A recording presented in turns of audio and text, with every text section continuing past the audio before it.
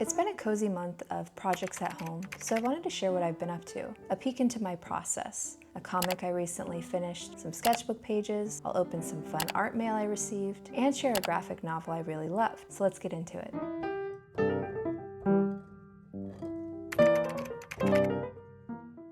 This is a comic I recently completed for an online art school class I'm taking called Making Comics. It's a 3-page comic. We could make it on any subject story that we wanted, so I decided to choose Ocean Beach and what it feels like to be there. So this is the first page. One thing I wanted to try out with this comic is to try having a universal border around all of the pages to tie it in. I thought it would give it a nice sense of space, which is very important for the emotion I'm trying to convey in this comic. So this is page 1.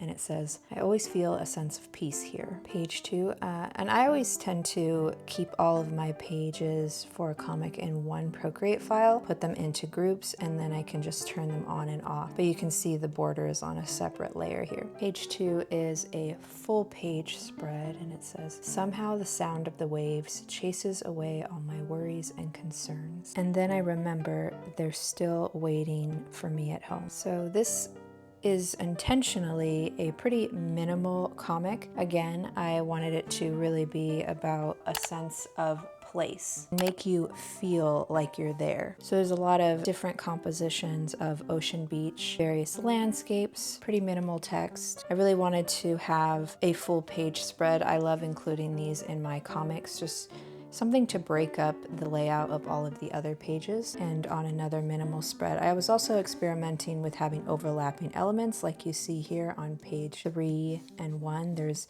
a little bit of overlapping on these panels and playing around with space and layout, giving lots of space, nothing really around the text. I also played around with texture and values to get varying degrees of dark and light to achieve that contrast. And if you're curious, I created this entire comic with just one Procreate brush. It comes with Procreate, it's part of the sketching category, 6B pencil. And if you have the new Apple Pencil Pro, depending on how you tilt, angle, and apply pressure to the canvas, it'll create different textures, which I really love about the new Apple Pencil and iPad Pro. So this is all 3 pages of the comic. The more and more I experiment with creating comics, I realize that this is one element of my own personal style, which is pretty minimal and playing around with layout and space. I don't personally like comics that have a lot of panels on one page. I really like to guide the reader's eye and give them a chance to really experience each panel and page.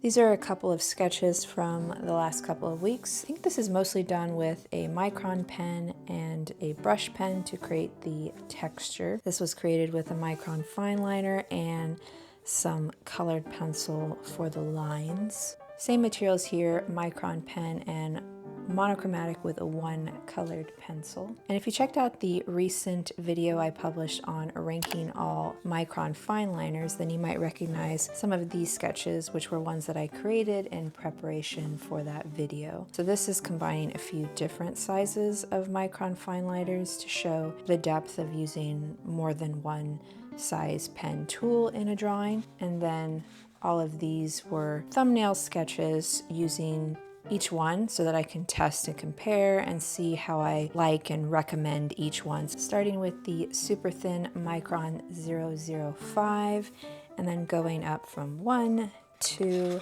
3, 5, 8, 10, 12, and also the micron PN. This was a lot of fun to test them out, and it's great to do something like this in your sketchbook so that you can test and compare your art supplies, and then you don't have to always test them every time. You can just look back at your art supply tests and be like, oh yeah, this is what I want to create, so let me grab that pen. Saves you time in the future. And then the last 2 pages, as part of a graphic novel I started working on one of the main characters. So here, kind of similar to the micron sketchbook page. I'm testing out different pen combinations to see how they look and the textures and the effects that they create. So I wrote down next to each drawing so I could remember how I created them. So this is my first try of a character page. So here I'm trying out different angles of the face, you know, side, profile, 3/4, trying out different techniques for the hair, but right now there's no consistency. This is all about exploration and trying different things out.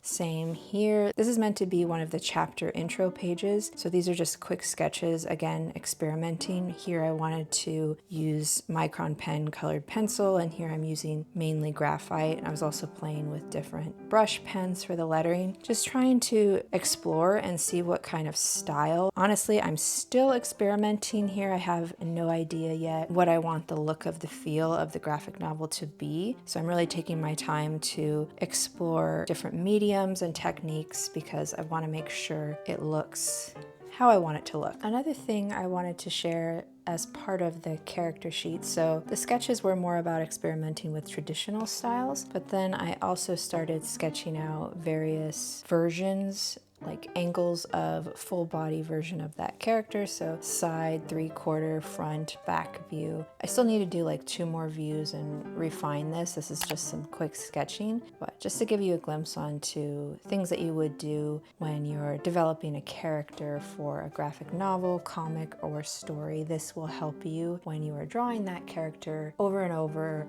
across multiple pages.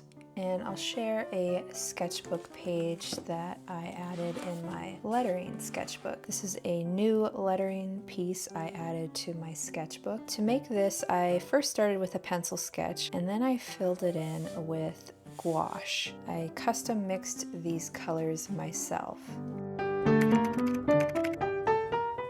So let's open up some art mail. This is from Leanne Chandler, who's also on YouTube under Leanne Creates. I'll leave a link to her YouTube channel below if you want to check it out. She creates a lot of products for her own art shops. Check it out. I saw that she had a pre-order a few weeks back, and I really loved a lot of the sticker designs that she created, so I ordered a bunch, so let's check them out. We got a little note here. Cute postcard. Okay, so one of the things I ordered was a mystery pack along with a bunch of stickers. So let's check out the stickers first. I love this one. Super simple, just a type design. Make more art. This would be a great one to put on a future sketchbook. Be a kind human. Really cute. She has a lot of bee designs that she creates. This one's also really cute. Bunch of art supplies in a cup. This features the same character, but it's a different design. It says, it's a perfect day to make some art. I really like the design of this one. This one also says, make more art. A bag of art supplies. Tools of the trade. I like this color combination, which is pretty similar to what you see. These both have a red and cream color, and then the same make more art type here. I think this is a moth. This one has a nice metallic shimmer, a little bit of gold with the poppy flowers, and also in the wings of the moth. I bought 7 different stickers. Now let's take a look at the mystery pack. These are like, they have small defects, and so you get a bunch of them at a discount, but it's a mystery surprise. You have no idea what the designs will be, so this can be kind of fun. So the first one is a bee, another animal, cat. It's another moth one. This looks a little bit different though. Compare it to the other one. Looks like there's a different pattern here. I'm not sure if you can see it, but there's like stars on this one. That's really interesting. Flower. Another one of these. It's a perfect day to make some art, but a different colorway. This is the one I chose. I like blue, so this is a nice color. Another tools of the trade. So this one is much bigger and it's also a different material. I chose all matte for all the stickers that I chose because I just prefer matte stickers. I feel like they're better quality and they just look better on your sketchbook, but this has a little bit of a glossy feel to it. In fact, I think all of the ones that are in this mystery pack have some glossy finish to it, so it'll be interesting to compare those. But yeah, a lot of fun stickers there. And the last one in the mystery pack is a sticker sheet. So a few different bees. 14 new stickers and 1 sticker sheet. Lots of new stickers to put on my sketchbooks. Okay, the next piece of mail. This is from Field Notes. So every once in a while I subscribe to Field Notes. When you subscribe to them, it's for a full year and they do quarterly shipping. So that means you would get 4 different packages of the new Field Notes that they offer for each of those quarters. So this spring quarter, the theme is old vintage signs, which I was really excited about because love that. And they usually include some kind of free item, which I think this package, this is what it is, a button that says Wall Dogs Forever, postcard. Usually Field Notes are this pocket size type notebook. This is a previous one, so you can see the difference in size, but every once in a while they change things up, which I love. I really was looking forward to this large 6x8 inch notebook. And normally they might give you something like, when it's the smaller pocket notebooks, usually you will get 2 packs, so 6 notebooks total in 1 shipping. But when they do something like this with larger notebooks, then looks like you get 2 notebooks in each pack, but they're much larger, so 4 new notebooks. This one has the grid pages. You can see what the designs look like. They're the same design, so you just get 4 of them. 64 page 6x8 notebook with the grid pages. So let's open one of these and see what it looks like.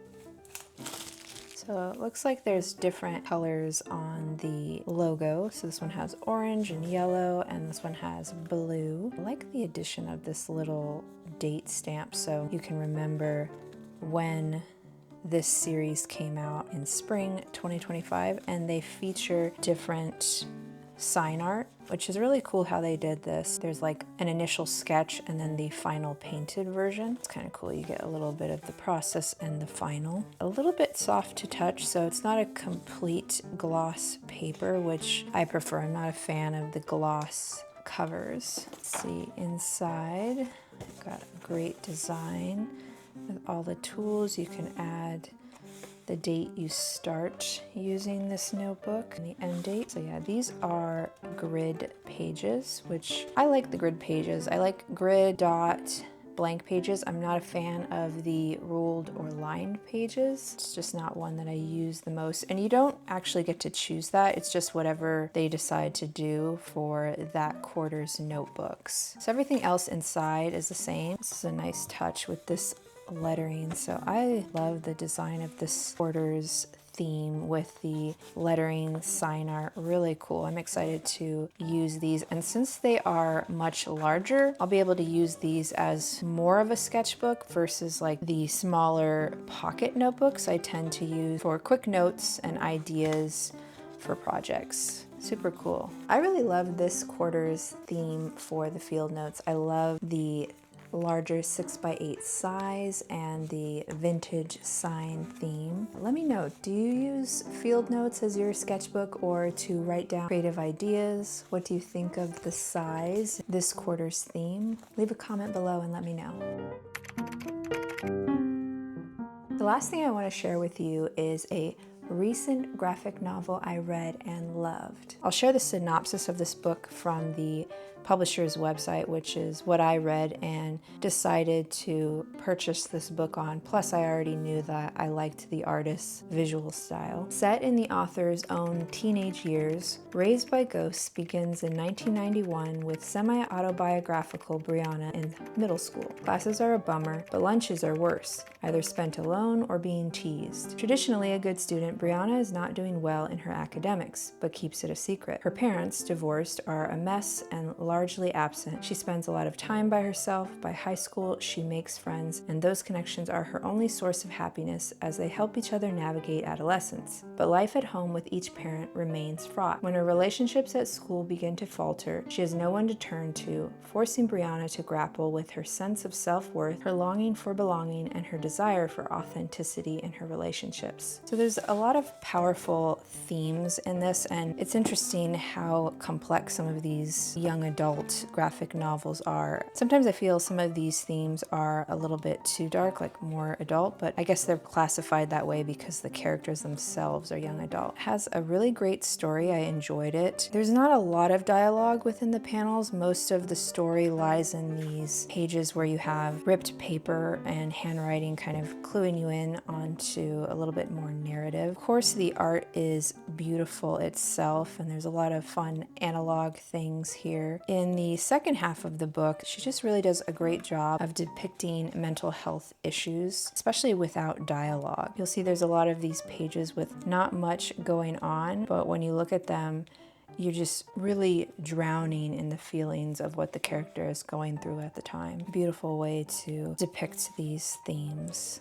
Love the textures in these clouds. You can see there's quite a few of these pages that are on a black background where she's just spiraling in and out. A really great job of depicting emotion. There's also these fun how to fold a note pages. You can remember that from middle and high school. Mixed tapes. I love this spread with the VHS tapes. A lot of fun illustrations in these end pages, reminiscent of the time. Really great at capturing what was going on. So timeline-wise, this starts in the early 90s and then goes through the mid to late 90s when she's in high school. So great story, beautiful artwork, all around just great execution. I loved this. So I recommend this if that story or the art style intrigues you. Definitely check it out. Or you can check out her first graphic novel, which is a memoir. Both are great and highly recommend both of them. So that's a little glimpse into some of the creative projects I've been up to over the past month. Let me know what you thought of this style of video and if you found it interesting to get more of a behind the scenes of things that I'm working on. And maybe I'll do another one in the future. In the meantime, if you want to check out more of my sketchbook process videos or maybe some reviews on art supplies like this video where I test every micron fine liner pen so you can see which ones are the best to use. Check out that one next.